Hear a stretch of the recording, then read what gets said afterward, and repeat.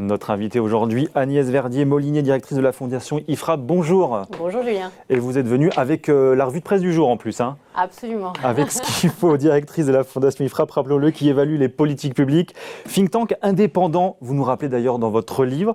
C'est vrai ça d'ailleurs, l'IFRAP, c'est qui vous finance? C'est qui exactement? Alors l'IFRAP, c'est une fondation qui est reconnue pour son travail d'analyse des politiques publiques. Une fondation qui est uniquement financée par des donateurs privés. Donc c'est ça qui est très intéressant. On est extrêmement libre de notre parole pour évaluer ce que fait l'État, la sécurité sociale, les collectivités locales.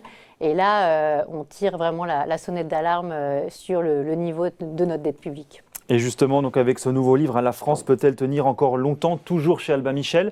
Vous la posez à qui la question? À moi, à vous, à nous? Je pense que c'est un peu la question qu'on se pose tous les matins en ce moment, parce que c'est vrai qu'on vit des chamboulements énormes avec cette crise sanitaire qui est maintenant une crise économique. Il y a des choix qui ont été posés. Ces choix, quand ils ont été posés, en fait, ils étaient uniquement sanitaires. On avait l'impression que l'économie n'existait plus. En mars-avril, j'explique dans le livre que là, on ferme tout en France, quasiment tout, sauf ce qui est essentiel, alors que dans plein de pays du nord de l'Europe, on continue à produire dans les usines de chimie, de métallurgie. Et à l'époque, j'en parle déjà moi sur les plateaux, beaucoup d'entrepreneurs m'alertent et me disent « mes boîtes en France, elles tournent à 20%, 30%, j'ai des syndicats qui veulent carrément arrêter les lignes de production, j'ai les préfets qui m'appellent et de l'autre côté, en Allemagne, ça tourne à 100%. » Donc, on voit que la récession en France est beaucoup plus forte que chez nos amis allemands. Et c'est vraiment très dommageable pour la France. On va y revenir évidemment en détail. Dans les grandes lignes, je cite un peu le résumé, mais et c'est vous qui le dites au dos de ce livre, mais la crise sanitaire, c'est l'accélérateur impitoyable des déficits qui nous conduisent droit dans le mur de la dette. Ce qui nous menace désormais, la faillite, ni plus ni moins. Donc vous avez toujours la pêche, vous avez toujours le moral, Agnès Verdier-Molinier. Mais moi, j'ai toujours le moral parce que je pense qu'on peut s'en sortir. Que la France est un pays formidable, un pays central en plus, qui a des entrepreneurs extraordinaires, une jeunesse extraordinaire. Mais je vous taquine, mais est-ce que le scénario n'est pas un peu catastrophisme là? Faites pas un peu preuve de catastrophisme parce que le scénario je crois que c'était absolument nécessaire. Je vais vous dire, Julien, je crois que si on n'avait pas tiré la sonnette d'alarme, on aurait eu à nouveau un confinement à la mars-avril si on n'avait écouté que les médecins. Et il faut bien sûr écouter les médecins, mais il ne faut pas écouter que les médecins. Il faut que le Parlement, quand il vote, quand il décide de prolonger les restrictions sanitaires, et d'ailleurs, contrairement aux autres pays, notre Parlement a très très peu de leviers pour intervenir restriction par restriction, puisqu'en fait, en gros, il donne les clés à un Conseil de défense. Mais pourquoi est-ce qu'on n'a pas les études d'impact sur l'économie discutées au Parlement de ce qu'on décide pour les questions sanitaires? Là, il y a vraiment un trou dans la raquette qui est énorme. Justement, ce que vous nous dites en filigrane, c'est que les 380 milliards, donc c'est l'argent emprunté par la France en 2020, dont 313 milliards, je crois simplement pour les subvenir aux dépenses de l'État, auraient pu être évités. Ça veut dire quoi? Qu'il ne fallait pas confiner? Non, ça veut dire qu'il faut simplement, à chaque fois qu'on décide quelque chose, se rendre compte de ce que ça donne derrière pour notre économie. Une semaine de confinement comme en mars-avril, c'est 16 milliards de richesses en moins pour la France. Une semaine. Mais c'est une stratégie qui a marché, Agnès Verdier-Molinier. On fait partie des pays avec le moins de morts en Europe. Les entreprises ont globalement quand même été plutôt épargnées jusque-là. Non, mais jusque-là. La question, c'est la suite. Vous avez parlé avec beaucoup de gens dans des PME, des TPE qui commencent à se dire qu'ils n'ont plus que 4 ans à partir de dans un an pour rembourser les prêts garantis par l'État. Qu'en 4 ans, ils vont devoir rembourser une dette énorme qu'ils n'avaient pas prévue et qui ne sont pas du tout sûrs de pouvoir le faire. On a aussi détruit moins d'emplois, par exemple, qu'aux États-Unis ou dans d'autres pays d'Europe. Mais non, mais la question, c'est après, qu'est-ce qui se passe? La vague du chômage qui va arriver derrière. Et cette vague du chômage, on le sait très bien, moi j'échange tous les jours avec des patrons de petites boîtes, avec des gens qui les suivent dans les banques, qui suivent leurs prêts garantis par l'État et qui disent qu'à leurs yeux, il y a au moins 10% des boîtes qui ne pourront pas rembourser. Donc c'est des boîtes qui ne peuvent pas rembourser, c'est des boîtes qui sont au tapis. Mais sur le sujet fondamental qui est celui que vous soulevez, celui de la dette, est-ce qu'on avait d'autres choix que de faire une politique de soutien massive justement aux entreprises? Je pense que l'erreur, c'est de brandir le quoi qu'il en coûte en permanence. Ça, c'est une véritable erreur. On a un peu arrêté de le faire. Non, mais pourquoi? Parce qu'on est déjà dans le pays du quoi qu'il en coûte en permanence. On est déjà le pays qui dépense le plus au monde en dépenses publiques. Et rajouter par-dessus ce côté extrêmement dispendieux de toutes nos administrations, de toute notre organisation publique, un message tellement fort pour dire « alors on arrête tout », et c'est quoi qu'il en coûte. Alors qu'est-ce qu'on a fait? On a arrêté nos administrations, on a arrêté la justice, on a arrêté en très grande partie, pas complètement, mais la poste par exemple, alors que ça n'a pas du tout été le cas dans les pays qui nous entourent. Donc, il faut bien se dire que le quoi qu'il en coûte, on le paye un jour. Et ce que je dis dans mon livre, c'est qu'attention, on est le pays qui taxe le plus, qui dépense le plus, mais en ce moment, on est le pays qui emprunte le plus en valeur dans la zone euro. Bon. Donc, certes, les autres pays se sont endettés aussi. Certes, quand on est dans une situation de récession, on est obligé de s'endetter. On n'a pas d'autre solution. Mais le problème, c'est qu'on rajoute ça par rapport à une incurie de gestion publique qui est énorme. Et quand on nous dit que les autres pays sont dans la même situation, d'abord, c'est pas vrai, parce que la plupart, ils n'ont pas autant augmenté leur dette que nous avec cette crise. Ensuite, la deuxième chose, c'est qu'ils ont des marges de manœuvre pour augmenter les impôts que nous n'avons pas. Et ça, tout le monde le sait très bien. Et que nous n'avons pas non plus de marge de manœuvre pour augmenter la dépense. Donc quand Bruno Le Maire nous dit, notamment sur la question des retraites encore ce week-end, et nous dit finalement, effectivement, on va commencer à devoir réduire les dépenses publiques, quand Olivier Dussopt, donc le ministre délégué à l'action publique, nous dit 2021, ce sera de toute façon l'année de sortie du quoi qu'il en coûte, ça devrait vous rassurer. Mais c'est évident, le problème c'est qu'ils se font tous les deux taper sur les doigts et qu'en réalité au sein du gouvernement il y a une lutte entre ceux qui sont les ultra-dépensiers et ceux qui mais ils ne sont pas bien... si irresponsables que vous l'écrivez finalement dans le bouquin, puisqu'on a quand même le sentiment aujourd'hui qu'ils ont pris conscience de cette question effectivement des déficits et notamment de la dette Covid et qu'il va falloir effectivement faire quelque chose. C'est extrêmement tardif. Là, c'était le moment ou jamais pour se réveiller. Et ce que j'explique dans le livre, c'est qu'aujourd'hui, on a compris le quoi qu'il en coûte, mais on n'a pas du tout compris quelle est la suite de l'histoire pour le gouvernement. Le gouvernement ne peut pas nous dire « Ah ben j'ai fait quoi qu'il en coûte et en 2022, ceux qui vont arriver au pouvoir auront à gérer le bazar et l'impossibilité de retarder l'arrivée dans le mur de la dette. » Donc, ce que je voulais vous dire, c'est que dans le livre, je donne le plan de désendettement que je propose. Il y a d'autres plans possibles, bien évidemment, mais par exemple, la réforme des retraites, elle est incontournable. Donc maintenant, il faut que le gouvernement assume qu'il va falloir repousser l'âge de départ à la retraite, comme l'ont fait les pays du nord de l'Europe et quasiment tous les pays d'Europe, à 65 ans ou à 67 ans. C'est ça qui permet d'ailleurs que la France continue à emprunter très faible, à des taux très faibles. Pourquoi ? Parce que les pays du nord ont fait les réformes, travaillent plus, on les retraite plus tardivement, on réduit leurs dépenses sociales, on réduit leur niveau de fiscalité, on réduit leurs dépenses publiques. Mais on a les moyens aujourd'hui d'amortir les chocs. On le voit bien, on emprunte négativement depuis un moment. Alors évidemment, je ne suis pas économiste, mais quand on lit les économistes qui nous disent des taux d'intérêt négatifs, un taux de croissance du PIB positif, ça mécaniquement réduit la dette. Donc est-ce que vraiment finalement le scénario tel qu'il est décrit et la mécanique telle qu'elle est décrite dans le livre finalement est finalement celle qui va vraiment ou qui peut vraiment véritablement nous arriver quand on regarde les indicateurs aujourd'hui. La croissance potentielle de la France, elle ne fait que chuter. Donc ça veut dire que le moteur de l'économie française, il est très faible aujourd'hui. Plus vous avez de la dette, plus vous avez des impôts, plus vous avez une croissance potentielle qui est faible. Donc dire qu'on va être sauvé par une croissance française qui va nous permettre de faire baisser mécaniquement la dette, c'est pas vrai. Ça fait 3 semaines que tous les économistes nous prédisent les 30 glorieuses d'ici l'année prochaine. Oui, ça fait 3 semaines qu'ils nous prédisent ça, sauf qu'on nous prédisait aussi un rebond à 8% en 2021 et on ne l'aura pas, vous le savez bien. Et la Banque de France nous dit 5%, alors que le gouvernement a fait tous ses calculs, y compris les calculs pour le pourcentage de dette, sur une croissance à 6%. Une croissance à 6% qu'on n'aura vraisemblablement pas. Donc, il y a vraiment aussi un sujet sur les taux d'intérêt. Vous dites les taux d'intérêt sont bas, ils sont à zéro ou ils sont à négatif pour les emprunts à 10 ans. C'est la vérité. Sauf que pourquoi ils sont bas ? C'est parce que on s'est dirigé dans l'urgence vers un rachat massif de dettes à partir du mois de mars. Je le raconte dans mon livre. Tout d'un coup, ça a été la panique parce que dans la nuit, à la mi-mars, que se passait-il ? Eh bien, tout d'un coup, les taux entre la France et l'Allemagne, et entre l'Italie et l'Allemagne, commençaient à diverger sérieusement. Et ça veut dire que s'il n'y avait pas cette politique de rachat massif, on pricerait la dette française à son vrai prix, à un moment ou à un autre, que moi j'établis autour de 4 ou 5% pour un taux. Ça veut dire que le taux d'emprunt pour la France, ça veut dire quoi ? Ça veut dire qu'au lieu de payer 30 milliards de charges de la dette par an, on serait à plus de 80 milliards d'euros. C'est pas moi qui le dis, c'est l'agence France Trésor aussi qui l'explique. Donc il faut bien se dire que les taux tels qu'on les connaît aujourd'hui... Sauf que les 5%, ça fait des décennies qu'on ne les a pas eus. Mais pourquoi ?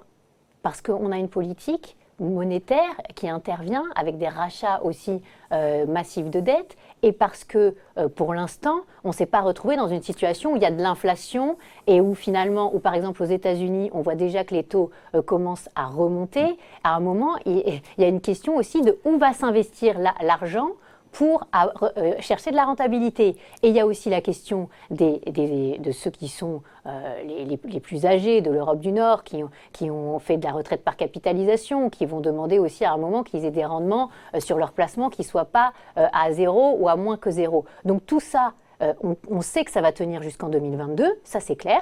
C'est clairement dit par Christine Lagarde, c'est clairement expliqué par tout le monde. OK, mais après 2022, c'est 2023. Qu'est-ce qui se passe en 2023 ? Sauf que Christine Lagarde n'a pas laissé entendre qu'il y aurait une révision de cette politique au-delà de 2022 pour l'instant. Mais attendez, on ne nous prépare pas psychologiquement une remontée des taux d'intérêt. Qui est capable de dire quand est-ce que les taux vont augmenter ? Personne. Certains qui disaient que pendant 10 ans, on était sûr d'avoir des taux négatifs sont en train de faire plus ou moins machine arrière. Et je voudrais finir là-dessus. En 2023, qu'est-ce qui se passe pour la France ?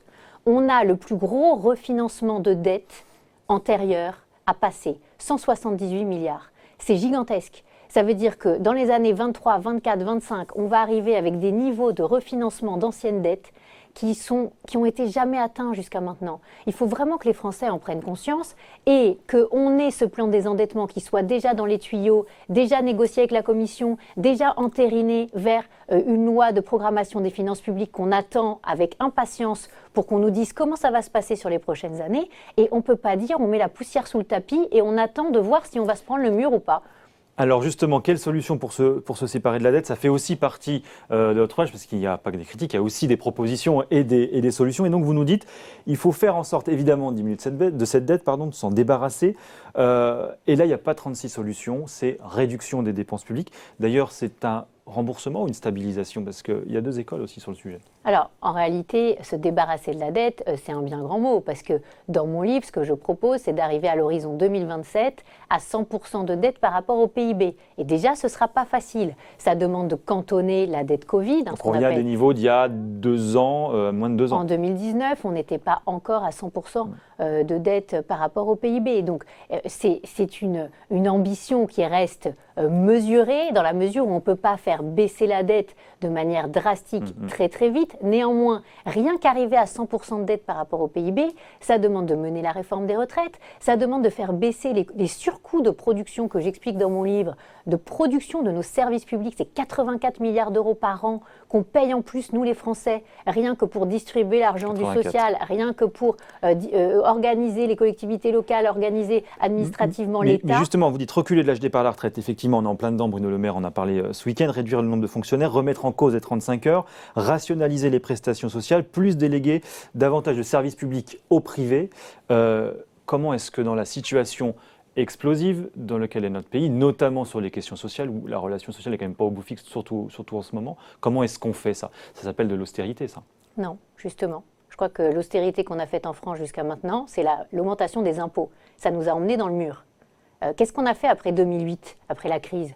Contrairement aux autres pays, entre 2010 et 2013, au moment où on aurait dû baisser la dépense, on a continué à augmenter la dépense publique par rapport au PIB. On est passé de 56% à 56,5% du PIB.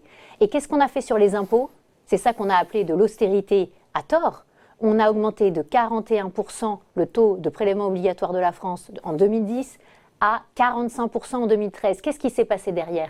On n'a pas eu de croissance ou quasiment pas. C'est pour ça que François Hollande s'est réveillé en 2013 en disant « Ouh là là là là, il va peut-être falloir que je fasse le crédit, le CICE, là, pour l'emploi pour les entreprises, pour baisser les charges des entreprises, baisser un peu l'impôt sur les sociétés des entreprises. Mais attendez, on croit quoi ? On croit qu'on peut résoudre tous les problèmes en continuant à augmenter l'impôt ? Mais pas du tout. Donc vous dites qu'on fait de l'austérité, mais ce n'est pas du tout ce que je propose. Ce que je propose, c'est que pour chaque euro dépensé, on soit dans la réalité de ce qu'il faut faire. Aujourd'hui, on n'évalue jamais l'efficience de la dépense. Le Parlement ne fait pas son boulot. Que nous dit le gouvernement ? Il nous dit qu'il va s'évaluer soi-même sur ses propres réformes, mais ça existe dans aucune grande démocratie. Il y a une question d'équilibre des pouvoirs. Le pouvoir législatif doit contrôler l'exécutif, doit évaluer l'évaluation des politiques publiques. Donc là, il y a vraiment un énorme sujet et contrairement à ce que vous dites, c'est ça qui va faire qu'à un moment, on baissera le problème justement le problème social. Et c'est là qu'on arrivera à créer de l'emploi. Parce que vous ne pouvez pas dire, on va relocaliser en France, on a des problèmes de production en pharmacie, alors qu'on a des taxes sectorielles qui sont les plus élevées en pharmacie de tous les pays comparables, alors qu'on a des taxes de production qui sont les plus élevées parmi tous les pays comparables, alors que nos entreprises payent 100 milliards de plus d'impôts, de charges, de taxes par rapport aux pays de la zone euro tous les ans. Et vous allez me dire, le problème social, c'est juste augmenter la dépense publique. Mais pas du tout. Le problème social, il vient du chômage. Le chômage, il vient du problème qu'on ne produit pas assez en France. Le fait qu'on ne produise pas assez en France, il vient du problème qu'on taxe trop nos entreprises, le travail en France, et qu'on désincite le capital à s'investir dans notre pays. Il vient du fait qu'on n'a pas de retraite par capitalisation. Résultat, on n'investit pas sur le long terme. Résultat, toute l'innovation, toutes les start-up, elles vont se financer quand elles se développent ailleurs. Donc ça, il faut voir les choses en face. Si on veut faire du social comme on l'a toujours fait en France, mais baisser les impôts, ça ne résoudra rien. Mais baisser les impôts, diminuer des charges, ça coûte de l'argent. Moi, je croyais qu'il fallait plus en dépenser, justement. Mais non, mais baisser les impôts et baisser les charges, ça coûte pas c'est pas de la dépense. C'est de la baisse d'impôts, ça permet de refaire partir la machine. C'est encore l'erreur qui a été faite après la crise de 2008. À chaque fois, on nous vendait des baisses de la dépense fiscale. Qu'est-ce que c'est de la baisse de la dépense fiscale ? C'est en réalité de la hausse des impôts. Donc là, le gouvernement nous dit, sur le plan de 100 milliards de relance, je fais 10 milliards de baisse d'impôts de production sur les entreprises. Pendant ce temps-là, les Allemands, ils font quoi ? Ils font 40 milliards de baisse d'impôts sur les entreprises. Ils font 60 milliards de baisse d'impôts au total entre entreprises et ménages. Donc attention, la compétitivité du pays, elle se gagne aussi en gérant mieux nos politiques publiques, en gérant mieux la dépense, en gérant mieux l'État. Je peux vous dire qu'on a des marges de manœuvre énormes. Je les donne dans le livre. Il y a vraiment qu'à regarder, qu'à ouvrir la boîte noire pour se rendre compte à quel point on surdépense chez nous. Justement, une question pour finir. Et si on ne remboursait pas cette dette, après tout ? On voit... Alors au départ, un postulat très politique, mais finalement, nombreux économistes, la Tribune dans le Monde notamment, qui nous disent franchement, cette dette, on n'est pas obligé de la rembourser. D'abord, effectivement, et on remet en avant toutes ces questions de taux d'intérêt négatifs, de politique monétaire de la BCE, on nous dit on n'est pas obligé de la rembourser. Alors évidemment, j'imagine bien, on a bien compris que ce n'était pas votre option, mais finalement, pourquoi on n'étudierait pas ça de manière rationnelle et sérieuse ? Alors j'ai écrit un papier hier dans Les Échos sur le sujet, la scandaleuse proposition de l'annulation de la dette, c'est complètement en dehors de la plaque. Déjà, une chose. Je vous ai expliqué tout à l'heure qu'on a des niveaux de refinancement entre 130, 150, 170 milliards d'euros de refinancement d'anciennes dettes qui arrivent à échéance tous les ans. C'est pour ça que je dis qu'en 2020, on a emprunté 1 milliard par jour. Donc, et on va continuer à peu près dans les mêmes niveaux en 2021, donc cette année. Donc ceux qui disent on ne va pas rembourser, vous croyez vraiment qu'il y a des gens qui vont leur prêter sur les marchés les 150 milliards d'anciennes dettes ? Vous croyez vraiment que quelqu'un va leur financer le déficit de la France à 160 milliards ? Donc imaginons qu'ils disent on ne rembourse pas les anciennes dettes. Mais les nouvelles dettes qu'on est en train de créer, ça veut dire qu'ils doivent faire 150 milliards d'euros d'économie en 2021 s'ils veulent faire ça, ou en 2022. Parce qu'en 2022, on aura encore un déficit autour d'une centaine de milliards d'euros. Donc si ceux qui proposent ça étaient crédibles ou étaient cohérents, ils diraient exactement comment ils font pour ne pas endetter ni l'État, ni la Sécu, ni les collectivités locales dans les 5 prochaines années. Et j'ai entendu aucun d'entre eux le dire. Donc ils comptent ne pas faire de déficit, mais comment ils vont faire ? Et qui va leur prêter l'argent ? Donc il y a vraiment un énorme sujet. À partir du moment où on commence à dire on va annuler ou on ne va pas rembourser, à ce moment-là, c'est ça qui va aussi risquer de faire augmenter les taux d'emprunt. Pourquoi ? Parce qu'on va perdre la confiance des investisseurs dans la signature de la France et ils vont dire « Ouh là là, la France, qu'est-ce qui se passe ?» Ils ne veulent pas rembourser, ils veulent annuler la dette, mais alors peut-être qu'ils vont nous annuler aussi. S'ils annulent la BCE, pourquoi ils ne demanderaient pas à annuler ce qu'on leur a prêté ? Et donc là, on va rentrer dans une boule de neige qui risque d'être encore pire. Situation donc, évidemment il dangereuse. faut bien se dire que moi, ce que je propose, c'est la vision optimiste du scénario qui va se passer. Parce que la vision pessimiste, elle est autre. La vision pessimiste, c'est qu'on arrive avec des charlatans au pouvoir qui nous disent il n'y a qu'à pas rembourser, il n'y a qu'à annuler. Et ceux-là, ils vont nous emmener droit dans le mur avec plus de chômage, plus de déclassement de la France et de déclin. Il y a 78% des Français qui pensent que la France est en déclin parce que justement, il n'y a pas le plan de redressement des comptes, le plan de désendettement sur la table. Donc j'attends du gouvernement que véritablement, ils prennent les choses en main sur le sujet, que la commission Arthuis ne soit pas enterrée comme l'a été enterrée CAP 2022, on s'en souvient. 2022, c'est demain. Et imaginez qu'on n'a pas besoin de traiter ce sujet maintenant et de vraiment concevoir le plan de rétablissement de la gestion et de notre destin, parce qu'il y a aussi une question de souveraineté. Il y a la moitié de la dette française qui est possédée par des résidents étrangers, beaucoup par des banques centrales étrangères, notamment la Banque de Chine, la Banque centrale chinoise. On ne sait pas combien, et ça, je trouve ça anormal. Il faut que les Français sachent aussi qui détient la dette. C'est une question aussi de liberté et de choix de destin derrière. Et donc, ça s'appelle « La France peut-elle tenir encore longtemps ?» chez Albin Michel. Et donc, vous êtes une optimiste. Ce qu'on disait au début de l'interview, vous avez la pêche, en fait. Mais moi, j'ai la pêche parce que je pense que ces idées que je porte, elles vont être gagnantes parce qu'il n'y a pas d'autre chemin. En revanche, il va y avoir une bataille très importante sur ces questions et je suis bien d'accord pour y participer. Avec toute votre force. Merci beaucoup, Agnès Merci, Verdier. Julien. Bonne idée d'être venu nous voir aujourd'hui sur Boursorama. Avec joie.